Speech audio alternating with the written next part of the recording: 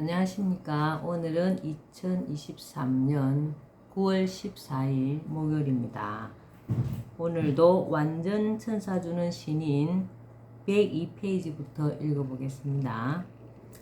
이런 인물이 지도자여야 차기 권자는 왜 그가 차지해야만 할까? 자와 우를 막론하고 정치인들은 권력 다툼의 혈안이고 다 그런 건 아니지만 자기들 입속만 챙길 뿐 국민을 위한 진정성을 엿볼 수가 없기 때문이다. 가뜩이나 코로나 바이러스 19까지 겹쳐 나라가 어렵다. 정상적이라면 나라가 국민을 걱정해야 맞는데도 국민이 대래 나라를 걱정해야 할 판이니 눈앞이 캄캄하다. 그나마 하늘이 무너져도 솟아날 구멍이랄까. 이 막중한 시기에 축복을 주듯 서슴없이 국민 배당금을 주겠다는 지도자가 3.3 정책을 들고 혜성처럼 나타났다. 가뭄의 단비와 같은 희소식이 아닐 수 없다. 그런 지도자를 만나기 위해 얼마나 많은 시간이 흘렀는가. 극좌, 극우가 심화될수록 중도 위치에 있는 그런 지도자가 기다려지기 마련이다. 우리가 바라는 지도자는 바로 영적 존재로 불리는 허경영이다. 그는 유년 시절부터 혹독한 삶을 살아왔다.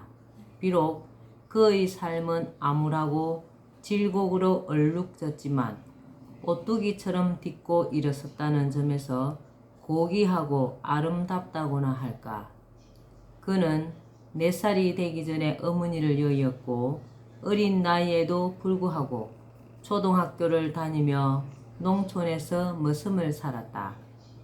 진짜 공부는 고생하는 법을 터득하는 것이었던지 이후 신문 배달 등 30가지가 넘는 직업을 전전하는 등 예정된 길을 걸어가야만 했다. 그는 생활이 어려워 피를 팔아가며 주경야도 끝에 고등학교를 나왔고 이병철 회장의 양아들이 된 후에도 통신 강의를 들으며 방송통신대학교를 마쳤다. 그는 어린 시절이 말해주듯 어떤 어려움 속에서도 굴하지 않고 혼자의 힘으로 딛고 일어섰을 뿐 성인이 돼서도 커피, 담배, 술, 사이다, 콜라 등을 몰랐고 도박과 마약의 유혹에도 불구하고 일체 다루지 않았다. 이렇듯 그는 보통 사람과 다른 삶을 살았다. 웬만한 사람이면 부와 권력에 빌붙는 등 부하 내동할 수도 있겠지만 그는 이들과 달리 호의호식은커녕 헐벗고 굶주린 사람들의 편에 서서 이들을 돕는 일에 적극적으로 나섰다. 학창시절부터 그의 화두는 국민으로부터 존경받을 수 있는 지도자의 덕목은 무엇인가였다. 현실 정치를 표방하고 나선 그는 뭐니 해도 가식이 없어야 하고 정의로우며 비전을 제시할 수 있어야 하고 봉사정신이 투철해야 하며 정책으로 나라를 다스리겠다는 사명감에 차 있어야 한다는 것이다. 이는 어느 정치인에게서도 찾아볼 수 없는 자신만의 소신이기도 하다. 타고난 천성으로 국리민복에 불탔던 그는 30여 년 전부터 나라를 바로 세우는데 몸을 바치고자 정치권에 뛰어들었으며 이의 보관으로 정책 개발과 연구에 몰두해왔다. 여기서 얻어진 정책이 3.3 정책으로서 그 유튜브를 통해 단연간 방영됐다. 그러자 정치인 등 많은 사람이 허황된 것이라며 몰아붙였지만 인기와 패거리 정치에 영합하지 않았다.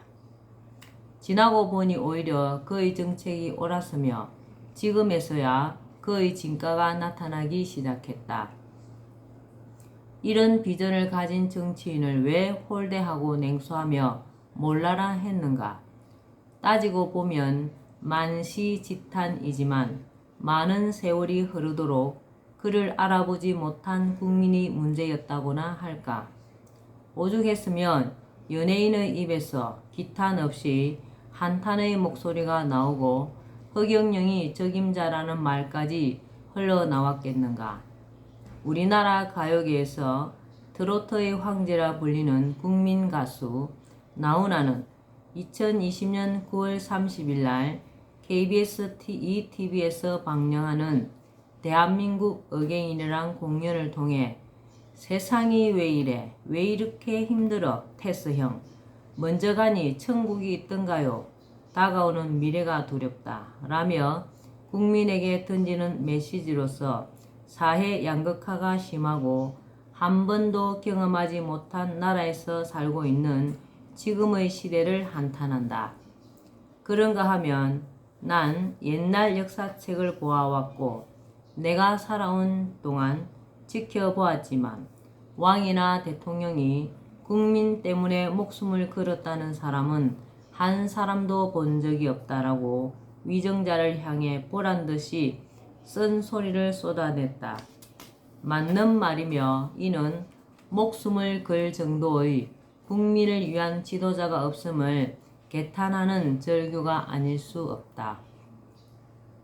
인기 개그맨인 엄룡수의 경우 2021년 9월 19일 하늘궁을 찾아 인사말을 통해 국가 경영은 누구에게 맡겨야 하는지 그 경영의 주인공에 대해 자문자답하면서 익살스럽게 허허허허라고 여러 번 강하게 외쳐댔다.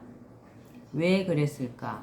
이는 허경영이 말에 정가에 화제가 되고 있는 바와 같이 나라에 돈이 없는 게 아니라 도둑놈이 많다라고 했다는 점에 깊이 공감했기 때문이다. 국민을 살리고 나라 사랑이 깊은 애국자는 누굴까? 그가 바로 불세출의 영웅이라 불리는 신인이다. 그는 기성 정치인들과는 확연히 다르다. 그가 세계인이 추앙하는 위인임은 그 유튜브를 보면 알 수가 있고 그 속엔 그의 심오한 철학과 사상 그리고 투철한 국가관과 세계관 등이 빼곡히 담겨져 있어 많은 이로부터 선망의 대상이 되고 있다. 그리고 최근에 지은 난세의 영웅 허경영을 아십니까? 란 책을 보면 국민 모두가 필독해야 할 지침서이자 특히 정치적으로 우왕좌왕하는 이들에게 나침반임을 알 수가 있고 이 시대의 정치 지도자는 애민정신이 투철한 허경영뿐임을 말해준다. 그가 제시한 3.3 정책에서 보듯 그는 세계를 바꾸기 위해 사회주의와 자본주의를 아우르는 중산주의를 제창하고 나섰다. 이 이념이야말로 인류 역사상 큰 획을 긋는 지고지선의 사상이 아닐 수 없다.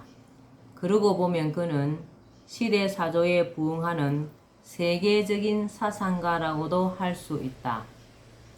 그가 내세운 신정정치의 핵심인 중산주의는 자본주의의 병폐인 빈부격차를 없애고 누구나 골고루 잘 살도록 한 후 세계 통일을 이룩함을 목적으로 하고 있어 관심을 끈다. 그는 오래전부터 중산주의 확립을 위해 국민배당금제를 실시해야 한다고 말한다. 의식주 문제를 해결하고 분배 정의를 실현시킬 국민배당금제는 암울한 이 시대를 살아가야 할 삶의 원천이며 우리나라가 헬조선이라는 닉네임과 자살률 세계 제1위란 오명으로부터 벗어나게 하는 원동력이기도 하다. 어찌 일리가 없다 하겠는가. 내가 그를 열렬히 지지한다 하여 그저 맹목적이거나 입에 발린 소리가 아니다. 그에게 무게를 두는 것은 그가 나라를 살릴 혼이 담긴 삼삼 정책을 과감히 내놓는 등 정치 지도자로서 손색이 없고 어디로 보나 소신이 차고 넘치기 때문이다. 그는 말한다. 월남전에 참전함으로써 전쟁의 참화를 뼛속 깊이 아는 그는 6.25 및 파월 등의 참전 용사에 대한 예우, 5억 원의 보상과 월 300만 원의 지급 등을 해야 한다는 것을. 그는 어떤 인물인가? 타고날 때부터 머리가 총명해 나이 불과 19세 때 우리나라 최고의 재벌가인 이병철 회장에게 반도체 사업과 사원 채용 시 관상을 보도록 기탄 없이 종용하였고 20세 때는 박정희 대통령의 비밀정책 보좌역을 맡아 방통고와 방통대 설립 그리고 소련 가무부의 대한민국 핵미사일 기지의 설치와 새마을 운동을 위한 아이디어를 내는 등 화제의 중심에 있었다. 그는 이 회장으로부터 받은 약 1,000억 원의 돈을 장학사업과 불우한 사람들을 돕는 일에 아낌없이 썼다. 말이 1,000억 원이지 당시의 화폐 가치로 따져보자 얼마나 큰 돈인가. 아닌 게 아니라 1억 원만 기부해도 대문짝만하게 신문을 장식하지 않는가.